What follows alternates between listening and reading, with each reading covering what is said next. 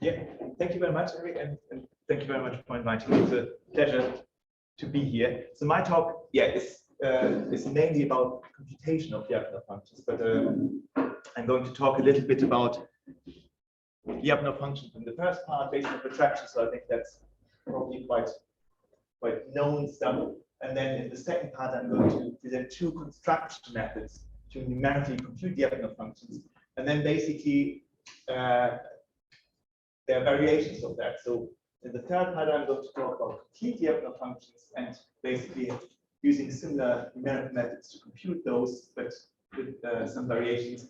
And then I realized that I also want to talk about contraction metrics, which probably not many you have seen. That would be a relatively short part because of time constrictions.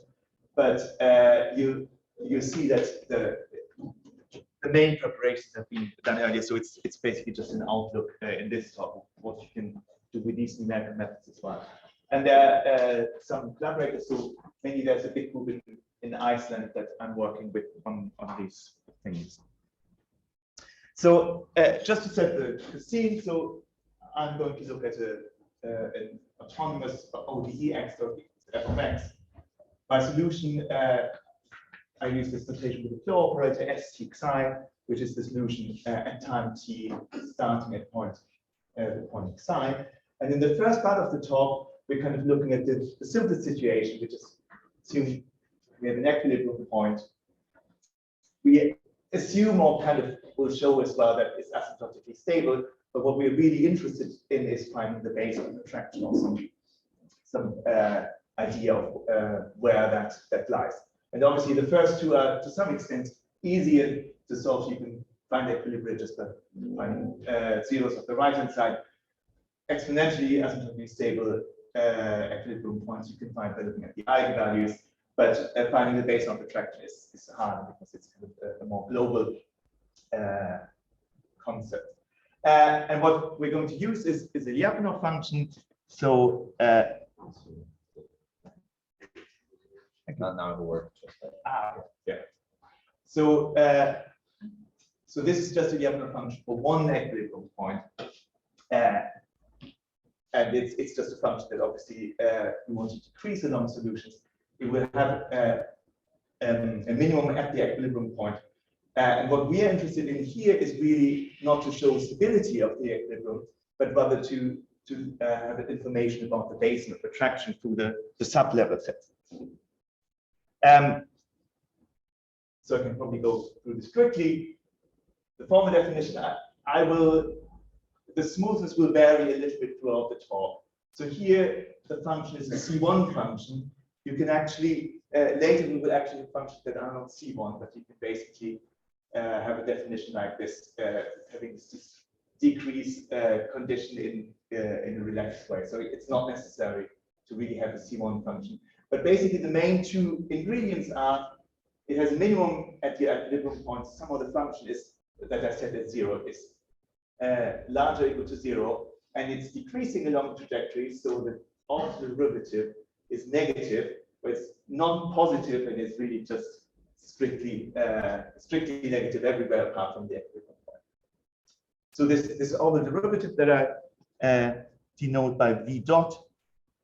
That is the derivative along solution. So you plug into v the solution STx, take the derivative with respect to t, and you can compute that with the chain rule explicitly. And just to, because that will come up quite a bit, just to have a close look at what this actually is.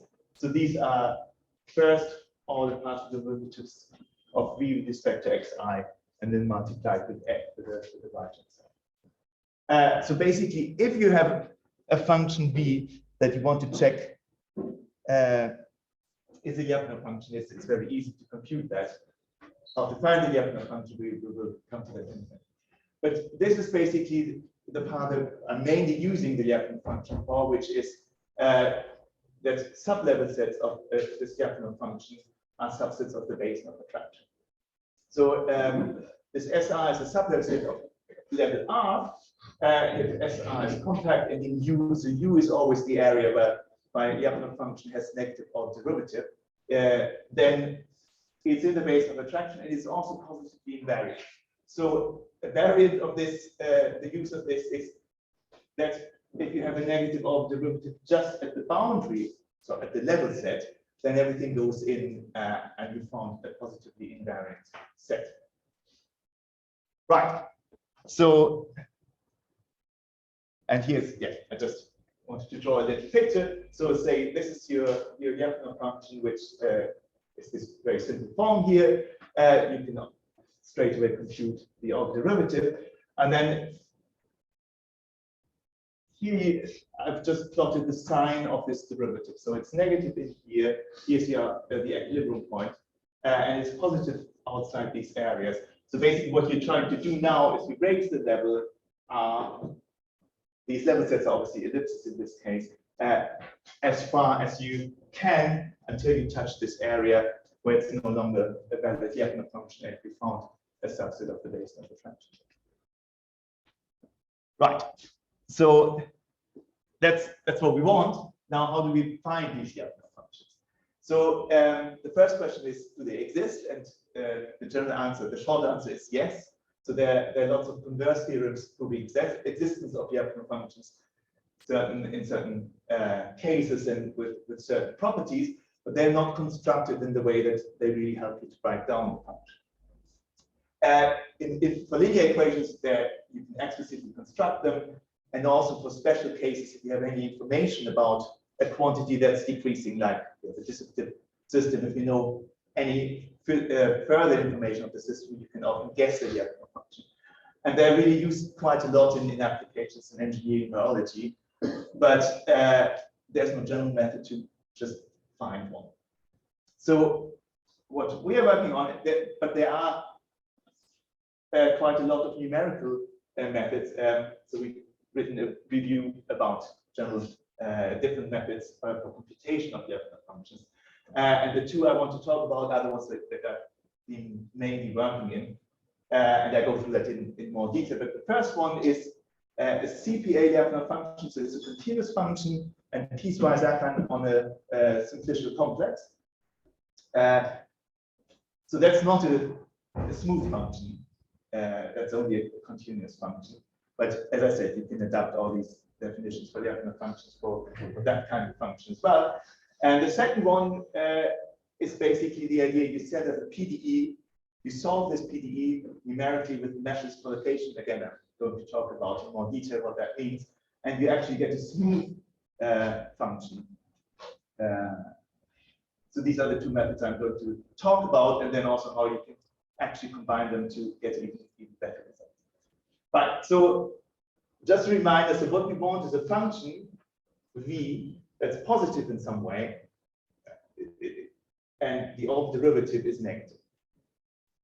So the first method is the CPA method, and the idea is the following. So you fix the differential complex, you triangulate your area, and what you do is all you need, okay, maybe just some notations.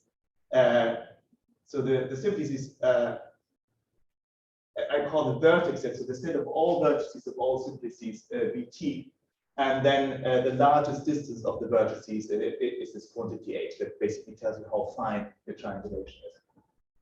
So you fix that, and what you're looking for your function is you only need to define your function at each vertex, and once you have defined it, the value at each vertex, you basically just interpolate the function. So if you find the values at the vertices, you interpolate, and we have this continuous function that's piecewise affine on each symbol. So far, that's just the type of function I'm looking for, but all I need is basically I need to find values at the vertices to determine the function. So what I want is I want a function that's positive and the orbital derivative is negative. And I want actually strictly positive in that sense. So you can actually, without any loss of generality, assume that E of x is larger than norm of x. So I'm assuming my equilibrium is at 0 norm, and the orbital derivative is smaller than minus norm of equilibrium. And the question is, how can I ensure these Lyapunov function conditions by conditions just at the values of the vertices, because that defines my function. And So basically, I want sufficient conditions. If these are satisfied, then my function satisfies these Lyapunov function conditions. And the first one is relatively easy. You just need the same condition at the vertices, and then because it's an affine function on the simplex, you will automatically hold in the whole simplex. The second one is a bit trickier because the first assumption would be this one without this term, but that's not enough to ensure that the function is satisfies the property above. But basically, the step from here to here is more or less a Taylor approximation inside. So you have this kind of extra restriction, this positive term that makes it harder to satisfy. And what the inputs are here, a bound on the second order derivatives of f, and that's basically you need to kind of put in by hand. This is the size of the simplex, the h, and this is the gradient of v that on each simplex. That's a constant, and that depends linearly on the values of the unknown values at the vertices. So everything in here, the main takeaway message is all these constraints are linear in the unknown values of the vertices, the function at the vertices. So basically, what we've done is we've translated the Lyapunov function conditions into constraints for the values of the vertices, and if we find values at vertices that fulfill these constraints, we found this CPA Lyapunov function. So now what we can do is we can formulate this as a linear programming problem and solve it. We don't actually optimize it. We don't need to optimize anything. We just need a feasible solution of that. If we have found one, we found Lyapunov function. There are lots of Lyapunov functions. So you can also put a minimization goal in there. But in principle, we just need a Lyapunov. So if the linear programming problem has a solution, then the CPA function is a Lyapunov function. And it's not a numerical approximation, it is a Lyapunov function because we have all these estimates inbuilt in there. Now the question is, do we always find one? And the answer is yes. So we have this kind of converse theorem as well. If the triangulation is fine enough, then we will always find a Lyapunov function. So this extra error term is not restrictive. If we have a triangulation that's fine enough, then we will find it. Okay, this is what the picture is kind of similar to the one I had earlier. So if you just look at the system, just the point that the derivatives, the second order derivatives of f, the maximum. I mean, in this case, you can see it straight away that that's a good maximum. But again, it just needs to be an upper bound. It's not restrictive. And the linear programming problem gives you these values. The corresponding CPA function looks like this, and we found a Lyapunov function. But now, it's also a very specific type of Lyapunov function. And what we are actually interested in is then looking at sublevel set of this Lyapunov function. And that's quite easy to deal with because it's a nice function. So basically, I'll show you an algorithm that does exactly that. And the idea is you basically pour water into this shape. So this is the shape of your Lyapunov function. And to raise the level, you just pour water in and raise the level and see what's wet, and that will be your the subset of the basin of attraction. It sounds very easy. The problem is that usually these Lyapunov functions go kind of up, but then they also go down in areas where probably the derivative condition is not satisfied anymore. But you want the connected component that's connected to the equilibrium point. So I'll just show if that works. You a little movie. So the equilibrium point is somewhere up there in the green area. The green area is basically wet. The yellow area is your level set, and we basically go round and check the next simplices that are adjacent and raise this level, and then until you hit the boundary of your admissible region. So that basically raises the level, and you get each one of these is a positively invariant set, a sublevel set, and then at some point this is kind of the point where it touches the boundary. So that's the largest sublevel set that you can find, and it works. So this is the same different system, and you see in white, these are areas where the derivative doesn't satisfy our conditions. So these parts are also not admissible. So if we touch those, we have to stop as well. But in the end, the point where it touches the boundary is this one here. So that will work in the same way. We just can't need to exclude those. And the last one is a three-dimensional one, where you basically also get more and more simplices in there. And again, the red area is area where the derivative condition is not satisfied. So you can have these and raise the level until you reach the boundary of your admissible area. Right. So that's the first method that I wanted to present. The second one,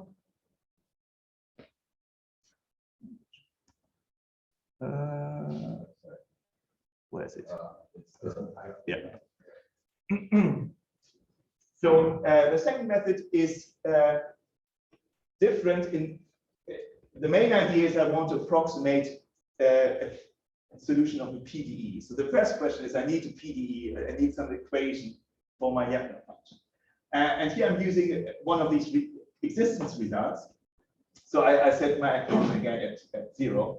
And then there's a theorem that tells you there is a specific Lyapunov function where the order derivative is minus norm x squared. You can take different functions here, but basically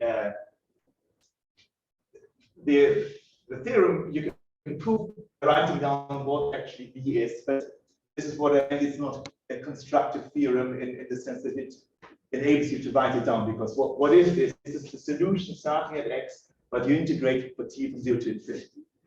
You can actually, you can try that as well. You can numerically, obviously, evaluate this at each point. That's one way of doing it. But we basically went the other way and looked at the PDE that's satisfied here and tried to solve it. I'm not going to talk too much about smoothness. So for this one, we need this result tells me if f has a certain smoothness, then b has the same smoothness. And for the method here, we need to assume a certain amount of smoothness for it to work. So the goal is how do we find this? Well, we want to solve this. That's a first order linear PDE.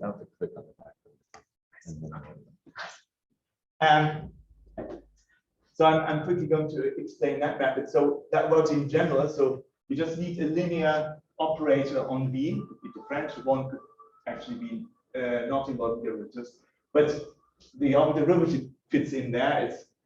It's a linear operator on V with first order partial derivatives and a given right hand side. And we want to approximate the solution. So I'm calling V the solution of this equation and the RBF approximation. And I'm going to use meshless collocation with Radial Basis Functions, and I'm going to explain that on the next slide. But again, the idea is VR won't be V, it's an approximation, but all I want is a Lyapunov function. I don't want this specific Lyapunov function B. It's enough if I have a function where my Lyapunov function conditions are satisfied, and if it's near enough again, then this VR will be itself a Lyapunov function. Right, so how does yes, I apologize, it's a little bit of a dense slide, but I wanted to have everything on one slide. So this is a one slide crash course in meshfree collocation. So it works in general for any PD, or indeed, as I said, any linear operator, LB is equal to some right hand side, so I get minus norm x squared here. And the setup is the following. So you fix a radial basis function. In our case, it's a function that looks like this. It's a so-called Wendland function. That's a family of radial basis functions and has a compact support. And on the support, the psi is a polynomial. And you can, by increasing k, you can make it smoother and smoother. So it has a certain degree of smoothness where it hits 0, and you can make that smoother and smoother. And this radial basis function actually corresponds to a kernel in this way. So the phi of x and y is a kernel that's defined in this way through our radial basis function. And the kernel itself gives rise to reproducing kernel Hilbert space. So that's a space of functions that's generated by this kernel. And in the case of Wendland functions, the corresponding Hilbert space is space of sublevel space, and the K corresponds to the smoothness of the sublevel space. So it's a very nice space, but the main, it's actually norm equivalent to a sublevel space. But the main thing is that we know what the size, these are really nice functions. So basically, this is the space where we want to find our solution, this space H. The second ingredient you need are collocation points. And these are basically the points where you force your PDE or your conditions to be satisfied. So you can, it looks like a little bit like interpolation, and they also call this generalized interpolation. If L was just the identity, then it is interpolation. You just fix the values of a function at certain points. Here you fix the values of the derivative or the order derivative at certain points. So that's why it's called generalized interpolation. So these are the points where the PDE will definitely be satisfied. And because there are many functions like this, you get a unique function by finding the norm-minimal function that interpolates this data. So you minimize the sublevel or the Hilbert space norm of meaning that. And practically, the nice thing is that this problem has a solution that you can explicitly write down what it is. So it's a linear combination over all the collocation points with some coefficients alpha j that we will find out in a minute. And this here, it's a bit of a from the unintuitive notation. So this is the kernel phi xy. This lambda here is your operator L. You first apply your operator L with respect to the variable y, and then you replace y by the point x I or xj. So this here is just a function of x.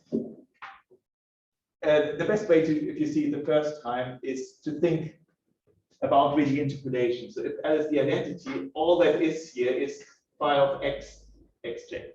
So you have this function and you move it with the center xj, which is your collocation point, and you multiply it with a yes. Are you using the representative theorem here? It's in there somewhere.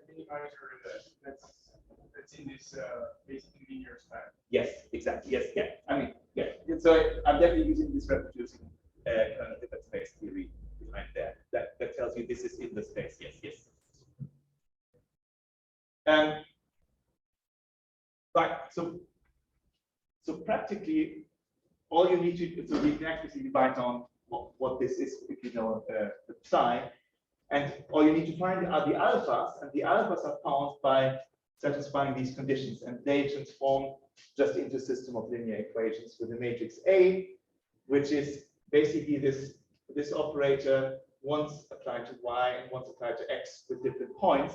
So this is a symmetric matrix by construction, and by the kernel properties, it will also be positive definite if you have the right kernel, which we have here. So this is a symmetric positive definite matrix. The right-hand side is just the right-hand side at your values. You solve this, get your alpha, plug it in, and then the solution. So what you're actually doing is solving a system of linear equations, and then you have the solution. Right. So what can we say about error estimates? So in general, I switched back to my orbital derivative, but in general, this would be LB minus LBR. So you have an error estimate on LV. So this difference here is found by a constant times HR. And HR is the so-called fill distance that measures how dense your points are. So the more points you have in there, the smaller HR. So that converges to 0, and the K here is again the smoothness of your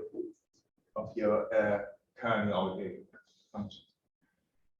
So that means, because I said the VR is the Lyapunov function itself. So if you use this estimate, you can see that V dot R is bounded by V dot plus, if you make this small enough.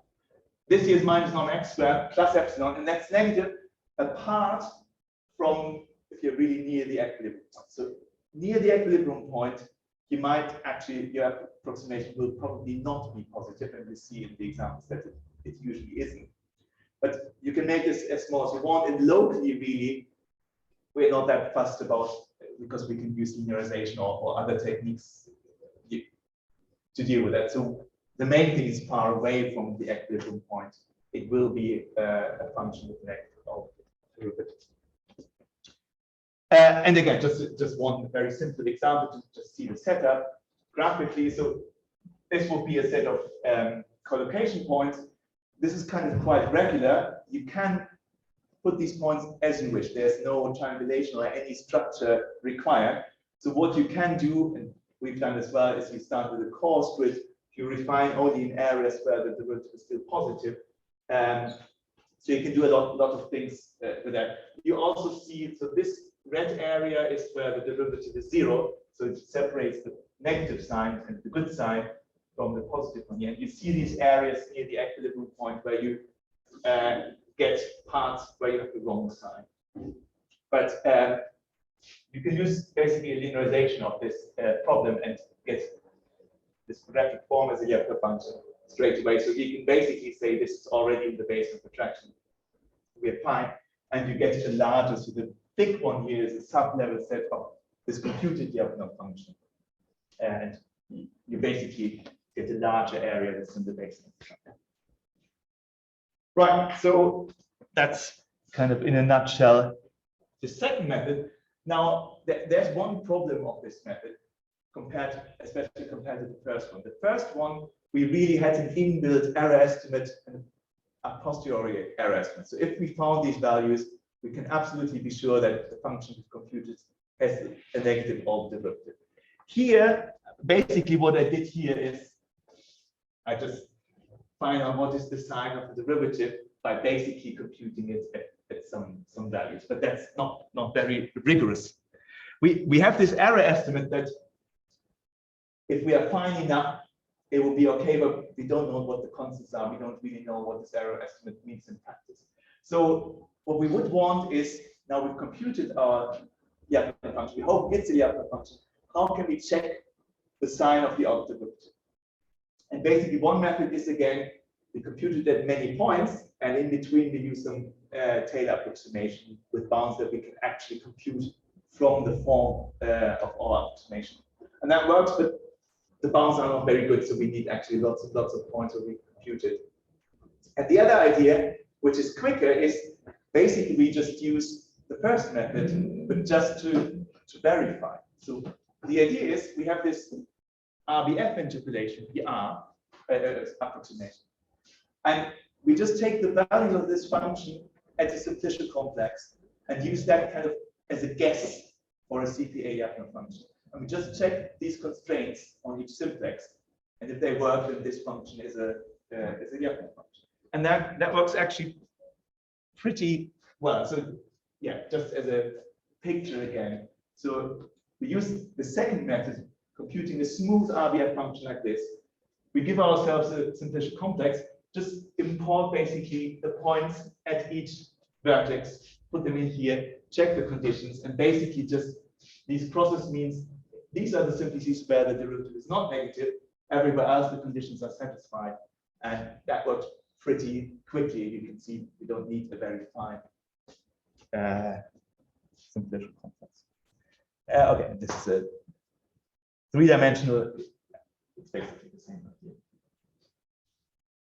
So just a summary. So far, as I said, I mean we're going to use similar methods, but kind of more interesting problems than Lyapunov functions for equilibria. But the setup is kind of the same. So what have we done so far? We've just looked at a Lyapunov function for an equilibrium point that basically has these two conditions. It needs to be positive, and the derivative of the derivative is negative, and it gives us information about the sublevel sets. Through the sublevel sets about positively invariant sets, which are on the basis of attraction. And we've seen these two construction methods, the CPA, which is we fix a simplicial complex and want to find the values there, and then code it as constraints of a linear problem, or you can just take guesses from somewhere else, from a different method, and check that these conditions are verified. and the RBF one where we set up a linear PDE and solve that. And just one slide to compare a little bit these two methods. There are more methods, as I said, that I haven't introduced here. Both these methods work on a compact set. So you basically always have a bounded set that you look at things. So you can't actually prove global stability with these ones. Both actually have problems near the equilibrium point. I told you about the second one. The first one has as well, but if your simplicial complex is kind of fine enough with the angle, then it will work. The CPA one really starts from these inequalities that, I mean, Lyapunov functions, you need to satisfy inequalities. And the RBF one kind of starts with an equation which is not the natural way to go about it. And I'll tell you in the next part how we try to address that.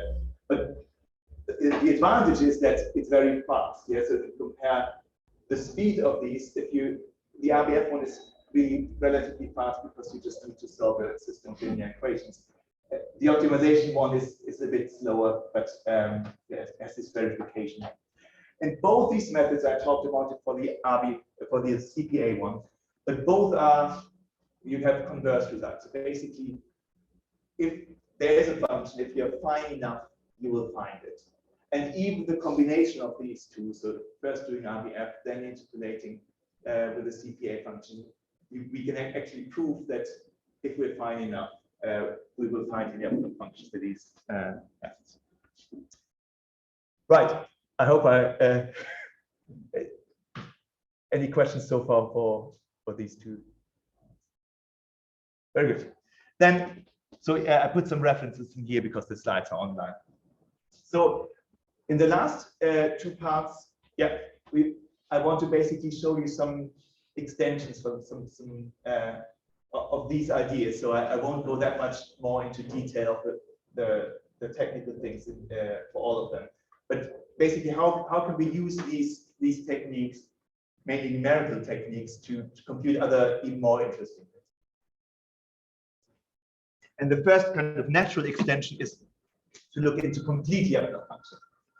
So we had several talks about Conley. I don't think any of the talks has explicitly mentioned these complete Lyapunov functions, but so let me quickly remind you of that. So these classical Lyapunov functions, the one I talked about so far, is just one where you have one equilibrium point and a Lyapunov function in the basin of attraction of that one.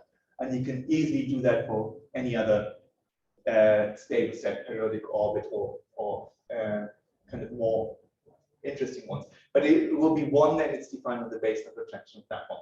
Now, these complete Lyapunov functions will give you a picture of the complete dynamics in the whole phase space. The phase space can be split into two parts, the chain recurrent set and the complement, which is called the gradient-like flow. And basically, the chain recurrent part is everything that has recurrent behavior in there, and the gradient-like flow is transient and will go there. And you can characterize these two parts by a complete Lyapunov function. So a complete Lyapunov function looks very much like the other Lyapunov function. It's never increasing, and it has these two parts, one where the derivative is strictly negative, where it's decreasing along solution, and one where it's constant. So Conley actually didn't assume that V is differentiable, so he wrote it in different terms, but if V is differentiable, it would be this. Just if you wanted. So, and then you have also the levels of V on the chain recurrent set, they correspond to different parts of the chain recurrent set and so on. So you can get a lot of information about the system through that. And also about stability, for example. So I'll show you some.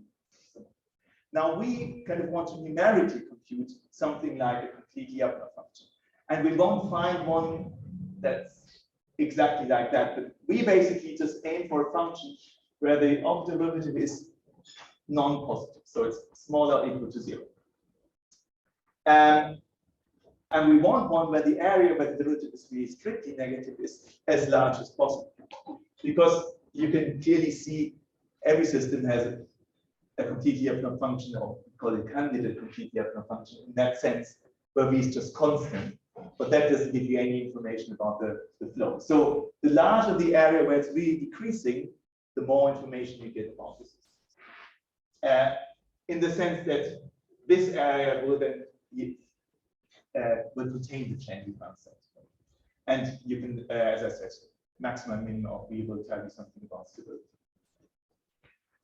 Right, so we have these numerical methods to compute Lyapunov functions. Can we use them to compute complete Lyapunov functions? And the first idea is a bit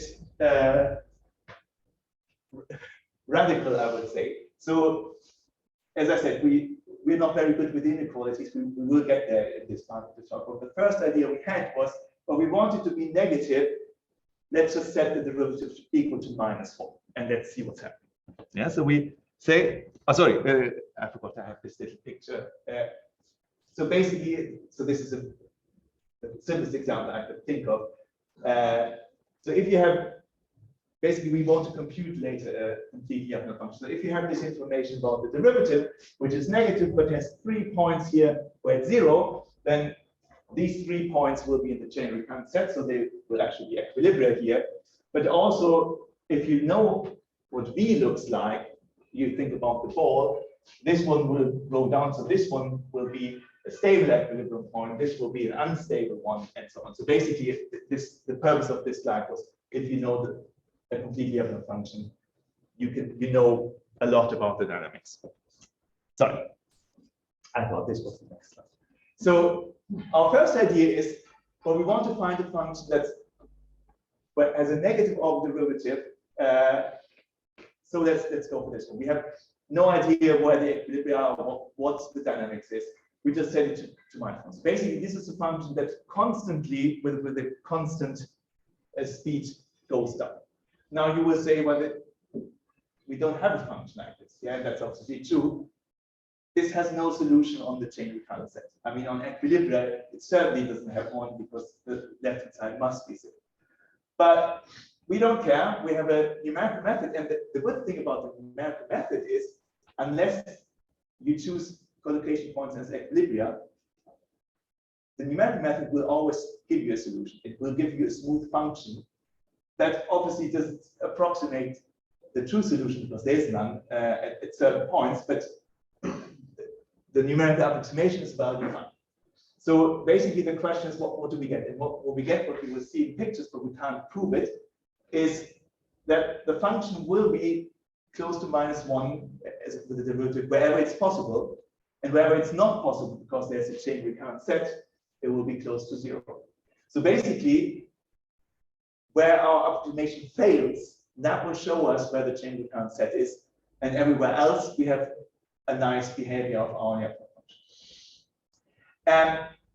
And then basically you can iterate. So you do a first guess, then you see the areas, here it's not possible to have -1. So maybe that's actually the area where the derivative should be 0, and you can adjust that and iterate the whole thing, which gives you a bit better approximation, but actually, to be fair, even this very crude first idea works pretty well.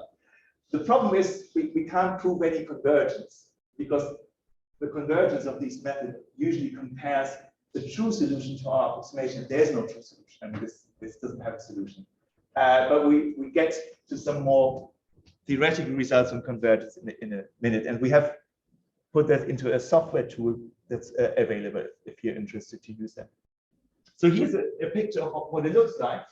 So on the top left, that's the order derivatives. That's actually 10 iterations, but as I said, even the first one looks reasonable. So you see a large area is the derivative is -1 as we force it to, but in between there are areas where it's close to 0 because there's some recurrent behavior in that. And if you basically just cut off and look at the areas where the derivative is close to 0, you see these we call failing points, because the approximation fails there, and you can clearly see there are 2 circles and a point. And that actually corresponds in this simple system to 2 periodic orbits and an equilibrium point. And this is the function v itself. You can clearly see. I mean, this looks a little bit rough, but this is kind of one integration. So this looks really nice. I would say. And you can clearly see the stability of these sets. Yeah, so the outer periodic orbit is here, that's stable because it's a minimum. The middle one here is unstable, and then you can't see it here, but it goes down here. That's a minimum, so the equilibrium point is stable. So that kind of gives you a pretty good picture of the dynamics. But yeah, we were a little bit unhappy. So it works well in practice, but we can't show that it has to work in practice. There are some ideas actually. What you could do is kind of take away everything where the chain count set is, and it must work in the other parts because it's, as you can see, it's quite a local method. That will work. But our next idea was, can we separate? Can we have equality and inequality conditions? So can we look at this problem? Because that's closer to actually the conditions of this complete Lyapunov function. So the second one is v dot is smaller or equal to 0, but we also need some set which kind of mimics the gradient-like flow, where the derivative is strictly negative, for example, -1. So basically, we need it to be -1 in some set gamma, and smaller or equal to 0 for the rest, or well, -1 is also smaller than 0. We could even take it. Now the question, well, there are several questions that I will briefly answer. The first question practically is, how do you choose gamma? How do you choose the points where it's -1? They clearly need to be in the gradient flow part, but the whole point is to find out where they are. So ideally, this set is not very large, and we will find out later. You can just choose one point, and you actually get good results with that. The second kind of more theoretical question is, can you actually set it to be -1? If you look into the proof, the existing proof from Conley, it's not at all clear what the right-hand side should be here. It basically has a nice construction where it's not clear how fast it decreases. And then basically, how can we numerically solve this? So I'm quickly answering the third point and the fourth point, and then we see some examples. So the point here is, well, the quick thing is, yes, you can basically set your orbit derivative as you like, any negative function, for example, -1, in K, and K is a compact set in the gradient flow. So basically, you have more or less complete freedom how to set your derivative in every compact subset of the gradient flow part. And that's a result together with two co-authors, and they have proved it. It's based on a modification of the C infinity complete Lyapunov function. So we had this question because Conley only had a continuous Lyapunov function. Can we actually make it C infinity? And basically, the answer is you can. So that's fine, basically. And then the question is, how do you solve these differential inequalities? And again, what we did was we took the method that we knew, and surprisingly, it wasn't actually set up in the way that people haven't really studied these inequalities with this method. But you can do that quite nicely, and I don't go into too much detail here, but the setup is quite similar to what you've seen already. So basically, we have, again, reproducing kind of Hilbert space, the same space function with this kernel, but now, basically, previously we had just an equation, now with inequality and conditions and equality condition, and again, we minimize the norm. And then basically we do the same as previously. We take this continuous problem and we discretize it. So we have these collocation points, but now one set of points with equality conditions in gamma and one set of points in the other set. And you can prove that both of these problems have unique solutions because of this minimization. And I show you that this one here, now you need quadratic optimization to solve it. And we could prove strong convergence of solutions of the discretized problem to solutions of that one in H. Basically, if you have more and more points in your sets, then they converge strongly. And so this is the quadratic. Yeah, maybe you can skip the rest. The problem that we're actually solving is something like this. for alpha. So the form of the solution looks exactly the same, similar as previously. Now these lambdas, these are again the old derivative, but then you plug in points of one or the other point set. But what we need to solve here is not a system of linear equations. They would correspond to the equality conditions. Here we have linear constraints for the inequality, and we're optimizing the norm, which is actually a quadratic function. The A matrix is the same as before, and the A1, A2 is basically just the same matrix. So we are solving the quadratic programming problem for the alphas and get our solution. And it looks like this. So this is, I think, Thomas had by coincidence exactly the same example, and that's also the one that we saw with the previous method. So again, these two parallel orbits. So this is the function B with a minimum at the equilibrium point, maximum here, and the minimum, which is harder to see for this equilibrium point. This is the orbital derivative. Again, you can see these circles, and you see this kind of outlier. That's the point where I set the derivative to be -1. And all the rest of the derivatives, they want to be very close to 0 because I'm minimizing the sublevel space norm in B. So basically, it actually wants to be very close to 0, both the derivatives and the function. But I'm forcing it to be -1 just at this one point, but it gives me quite clearly the information about the whole system. And this one here is another example where here this is actually homoclinic orbit, but it's stable as well. And V and V dash. Right. And the kind of last idea that we had is now we still need one point where we can know it's not in the chain concept. Ideally, we really want to solve something like this. We minimize a function where v dot is smaller or equal to 0. But if you look at this problem, then obviously the solution is just 0, so we don't get any information.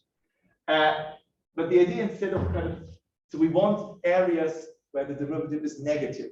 How can we get them in? Well, previously we just forced the derivative to be negative -1 at certain points. But we could also look at this here where we put it in the cost function and reward areas where the derivative is negative. Yeah, so basically this here is not positive, it's either negative or 0, but it minimizes your cost function if it's negative. But it's linear in B. So it's still, if you do this whole same procedure, you still get to a quadratic optimization problem. But the advantage is you don't need any information about anything in your system in here.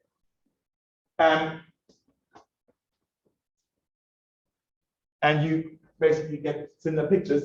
Now you can see the range is into the -4, so it wants to be even closer to 0. But you can see the same. This is again the same picture with a. You can see the structure here, and you can see the periodic orbits as well. And here's the Lorentz attractor. And in blue, you can see the area where our computed v dot is 0, very close to 0. So that's the area where the chain recurrence set should be in. And you can see in red the attractor. It covers quite nicely the area where we can find our attractor. And here we can show convergence, strong convergence as well as the other one. So that we were happier because here we have kind of theory behind it that supports that what we're doing is actually converging. But the first one, although it's kind of, there's no theory behind it, works equally well and even faster numerically as well. Right. Some references. And in the last 5 or so minutes, originally, I thought I would have more time to talk about that, but I basically just give you a glimpse of that based on the methods we've developed here. This is kind of analytically a different tool, but the numerical methods will be very similar to what we've seen before. So what is actually a contraction metric, and why do we need it? So we came from these Lyapunov functions looking at basin of attraction. But as you know, a Lyapunov function, now kind of going back to the first one, the classical one, that's kind of linked to an equilibrium point or a periodic orbit, wherever you have it. Because at that point, the derivative is 0, everywhere else it's strictly negative. So if you perturb your system, you need a new Lyapunov function, because if your equilibrium point moves, you can't use the same one. So it's not, and we were looking for something that's robust with respect to perturbations. And that's where this contraction metric comes in. So the idea of a contraction metric is you just compare two solutions to adjacent solutions and want to see, do they go towards each other? Does the distance between these two trajectories decrease or increase? If it decreases over the whole way, then the long-term behavior will be the same, and dependent on what contraction condition you have, everything will go to an equilibrium point, or you can have a similar one where things go to a periodic orbit and so on. But the point is that the equilibrium or the periodic orbit, there are no special points. You have this contraction everywhere in your phase space, and not, they're not distinct. So the idea you should think of is basically a solution through P in direction f of P, a nearby solution that looks like this. Now it looks like this in the Euclidean metric, but nobody forces you to take the Euclidean metric. You can take whatever metric is best for your system. So basically, the question is, what's the right metric to show this contraction with respect to this metric for your system, and how do you find it? And that is very similar to how do you find the right Lyapunov function. Yeah. And as I said, the motivation and advantage of this is that this is robust with respect to perturbations of the system. So practically, what we want to find is a metric, and we've just formulated it as a matrix value function. So a function from omega, I should say that the equation is the same still, but the values are now symmetric matrices, and they actually need to be positive definite. So it defines a point-dependent scalar product in this way. But as I tried to show you here, the setup is very similar to a Lyapunov function. You need a matrix value function where the function is positive definite, and something is contracting. And the contraction condition you can write again as a linear operator on M, which is this one here, and that's negative definite. I probably have time to derive this condition here because it's very easy to see, and it probably gives you some idea of what's happening here. So why is that the right condition to show contraction? So what I want to have the blue solution for X and the red solutions through Y, and I want to show that this distance with respect to my metric is decreasing. So I compute the distance between STY and the time dependent one, STY and STX with respect to the metric, which is this d squared, or it's the square of the distance. And then I want to know what's the evolution of that, so I just take the time derivative. And I get, with the product rule, I get these three terms. So the middle one, that's just the time derivative. So that's the opposite derivative again of the matrix component-wise. And then the derivative of this term is in first approximation. It's just df of the difference factor. Now, just calling this difference factor v, I get this quadratic form. And I want the thing inside there to be negative. Actually, I want it even to be negative constant times m, because then I just get d squared back, and I can immediately see it exponentially decreases. So that's where this condition on m comes from. And so the theorem is like this. I also need, well, it could go to infinity. So the other ingredient I need a compact positively invariant set and connected. So I stay in there all the time. So that's my set K. But then in there, I need this contraction metric within these two conditions. And once I have that, I have existence and uniqueness of an equilibrium point that's exponentially stable. And this nu corresponds to the rate of attraction. And K is a subset of the basin of attraction. As you see quite clearly, I mean, these are just inequalities. Nothing is close to zero. So these are kind of robust straight away if you vary anything. So how do we compute those? Well, the first thing to say is, on a compact set, I don't really need that much inside. It just needs to be negative, and then I will find a bound. So it's, as I said, it's very close to the idea earlier. So what we did, you can actually do it with both methods, but this is the RBF equivalent. So if you think about how we did it with the Lyapunov function, we first needed actually an equation to be efficient. And you can prove that there is a contraction metric where you can basically set the right-hand side as you wish. For example, a constant one that you can choose any.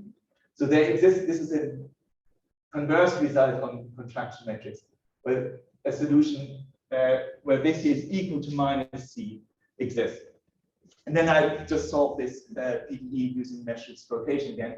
Now this is the matrix valued PDE, so there was a little bit of work to get this to matrix valued functions, but the general idea is the same.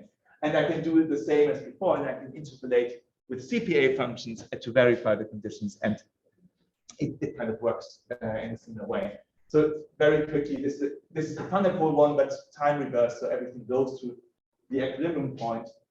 Here in black, you see the collocation points, and then in blue and red, this is already the kind of rigorous verification with CPA, where the first condition that M is not positive definite is not satisfied in the blue area, and where it's not contracting is not satisfied in the red area. So everything that's left in white here is a valid contraction metric. And now I need a positively invariant set, and that I do with the Lyapunov function, a level set of the Lyapunov function. So as I said earlier, you usually have local problems. So this Lyapunov function won't be a Lyapunov function somewhere here, but I can the derivative is negative on this level set. So I know this is a positively invariant set. And I basically use the contraction metric to say, well, in there, nothing else bad happens. It all goes to an equilibrium point. And I guess the real power, interesting part is you can do the same now for periodic orbits, which is obviously harder to find than equilibrium points.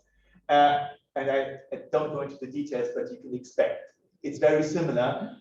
The main point that's different is that if you want contraction towards a periodic orbit, you don't have contraction in one direction, namely in the direction of the flow.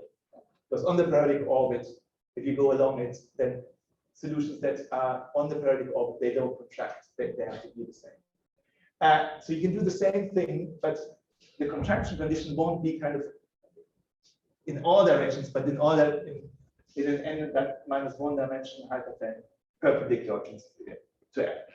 And you can do the whole thing again and have contraction in all but one direction. And you can find periodic orbits. So this is kind of a similar system setup. Here's the system, and here you can see a bit why it's good. It's robust with respect to perturbations. So I take epsilon equals 0. Here you can actually see what the periodic orbit is. It's this unit circle. Compute the contraction metric. That's the white area, and we compute again a positively invariant set, which is this green set. So in there, I know there's a unique periodic orbit. But now I can take exactly the same metric. I could actually, if my epsilon was smaller, I could take the same positively invariant set, because that's both robust with respect to perturbations. And I get another existence result. Now the periodic orbit actually moves because, in the system, but I can use the same metric, and you will see the positive invariant set had moved because that's actually that wasn't as robust as the metric. Anyway, I better get to the end. So I tried to talk to you about Lyapunov functions, complete Lyapunov functions as analytical tools, and then also this contraction metric, as I said, robust with respect to perturbations. And I introduced these two methods, RBF and CPA, to compute these various things. And you can extend this to all other kinds of systems in a similar way, discrete systems, periodic time systems, and so on. So that you can use it for even more systems. One thing I probably would like to highlight is there are methods where you use something like the Lyapunov function or a contraction metric to approximate or have upper bounds on the dimension of attractors, and you can basically use these methods to do that as well. Thank you very much. And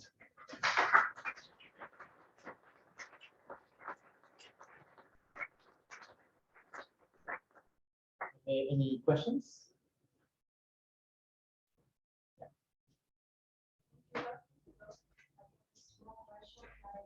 How will this method is scalable in the meaning like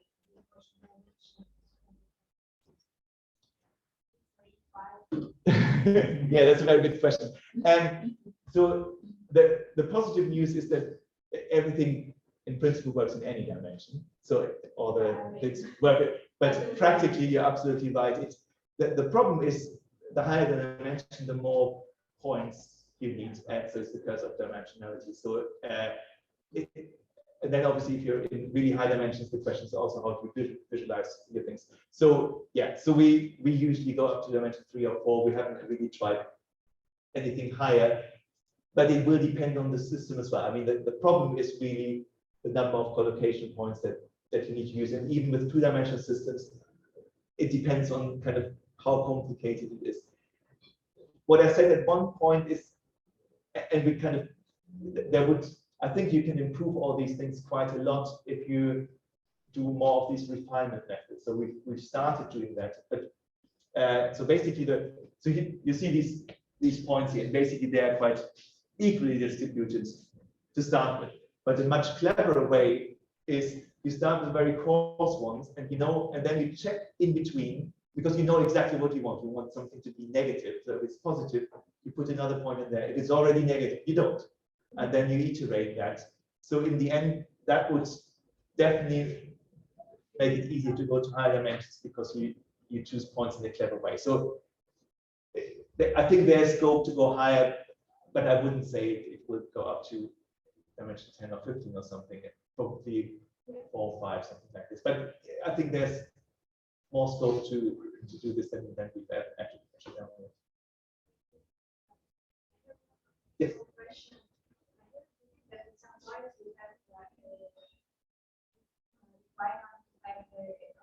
Exponential stability. Yeah. Is it important for you, or it was just a way to for the standpoint? For most of the results, you need it for the existence results. For example, for the Lyapunov function, where v dot is minus norm x squared, you need exponential stability so that this has a solution. So for these ones where you solve a PDE, it's at least theoretically it's a requirement. For the CPA ones, it's not. So you can do those. You basically just have something that decreases. So yes and no. There are some parts where it's necessary and somewhere it is. But these contraction metrics, for example, it is because the result is if you have a contraction metric, you have exponential decay. So basically, if you don't have that, you won't be able to have one. But the CPA method that would work also in just asymptotically stable sense. And then the complete Lyapunov function, I mean, you just get what you get there. So there you don't have any. Other questions? Actually, have quite a few of these questions, so I probably have to ask you the question. But Yeah. just one very quick one. So you mentioned quite a few types of dynamical systems. I didn't see you mentioning differential inclusions, although it should work perfectly okay, right? Yes. Yes. Yes. No. Yes. Yeah. There should have. Yeah. I mean, I think there's scope to do a lot. Yes, my co-author has actually done something there, and yes, it should work as well. Should work. Yeah. Yes. I mean, the point is you need these inequalities rather than the equation, because I basically take from the equation side to the yes, but that would work perfectly well. And I was still curious about something. How can it interact with other methods to consider nonlinear dynamical systems, like generalized loss theory and what some kind of implementations? What I mean is, can you help with these complex Lyapunov functions? Infer something within these other methods, and can you also directly compute isolated neighborhoods, maybe? Yeah, I haven't thought about that in the kind of. I think the answer is probably yes, but it didn't come to mind. But I think especially I figured out because seen much of the community here, so that was really good. Especially these CPA functions where we have this addition complex and just values there, that should translate or be quite easy to translate into other methods and really use it. But we haven't done yet, but I would be very interested. Thanks a lot. So let's thank the speaker again, and then a quick coffee break.